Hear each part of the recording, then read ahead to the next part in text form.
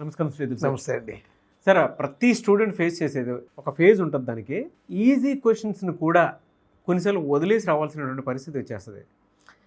ఎక్కడ మిస్టేక్ జరుగుతుంది అనుకోవాలి అంటే చాలా ఈజీ ఉంటాయి, కానీ కొన్నిసార్లు వాటిని ఐడెంటిఫై చేసే విషయంలో కానీ ఆన్సర్ చేసేటువంటి విషయంలో కానీ తటపటాయిస్తూ ఉంటారు. దాంతోపాటు మిస్టేక్ అదే చేసేసి బయటకు వచ్చేస్తుంటాయి ఈజీగా వచ్చేటువంటివి కూడా. దాన్ని ఎలా హ్యాండిల్ చేయాలి అసలు? ఇది యాక్చువల్గా 2-3 కేటగిరీలు ఉంటాయండి. ఈజీ క్వశ్చన్ని తప్పు చేయటం లేదా రిపీటెడ్గా రెండోసారి మూడోసారి చేయాల్సి రావటం అనే దీనికి 2-3 టైప్స్ ఆఫ్ ప్రాబ్లమ్స్ అండి అయ్యి. ఒకటి ఏంటంటే కాన్సెప్ట్ కరెక్ట్గా లేకపోవటం పిల్లల దగ్గర. ఓకే, అంటే రాకపోయినా కూడా నాకు వచ్చు అనుకునే దాని మూలాన నిజంగా క్వశ్చన్ తేలికదేనండి. వాడికి కాన్సెప్ట్ అర్థం కాకుండా నాకు వచ్చు అని అనుకోవటం మూలాన అది ఇబ్బంది పడతారండి. రెండోది ఏంటంటే బాగా వచ్చు అనే ఓవర్ కాన్ఫిడెన్స్తో స్పీడ్గా చేస్తారండి.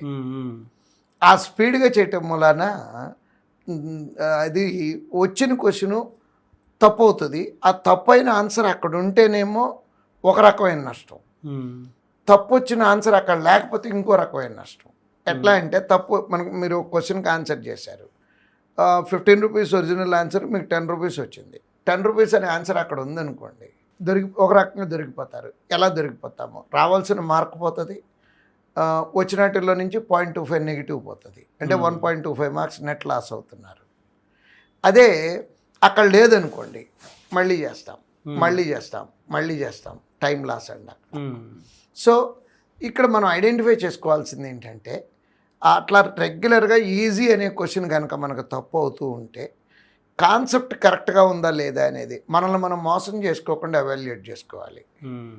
అక్కడే ప్రాబ్లం వస్తాయండి. పిల్లలు ప్రతిదానికి ఇట్స్ సో సింపుల్, నేను చేయలేకపోవటం ఏంటి, అది దాంట్లో నుంచి బయటకు వచ్చి రియల్ అనాలిసిస్, నాకు నిజంగా ఈ కాన్సెప్ట్ ఉందా లేదా నా దగ్గర అనేది చెక్ చేసుకొని, కాన్సెప్ట్ లేకపోతే కాన్సెప్ట్ తెలుసుకొని, లేదా కాన్సెప్ట్ రాంగ్ ఉంటే రాంగ్ని కరెక్ట్ చేసుకొని చేయటం అనేది ఒకటండి.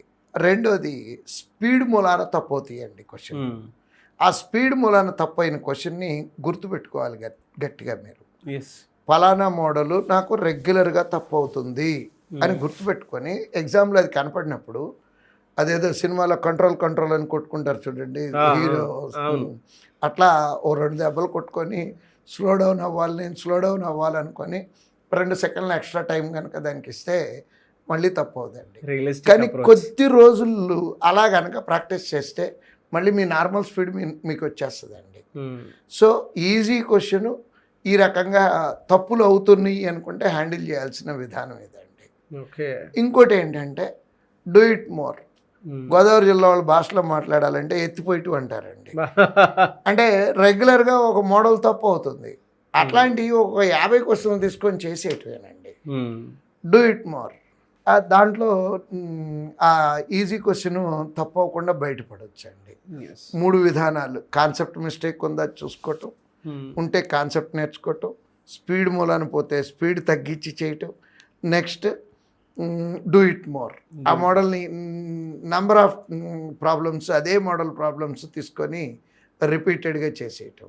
ఈ రకంగా ఈ 3 స్టెప్లు ఫాలో అయితే డెఫినెట్గా ఈజీ క్వశ్చన్ మళ్ళీ ఇంకోసారి తప్పు అవుతుందండి. But very good formula sir.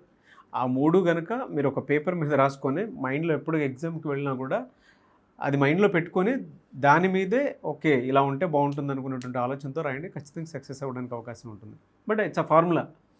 మీకు ఎక్స్పీరియన్స్ ఉంది కాబట్టి చెప్పారు, కానీ చాలామందికి దాన్ని డీల్ చేయడానికి షేక్ అయిపోతూ ఉంటుంది sir. Thank you so much sir.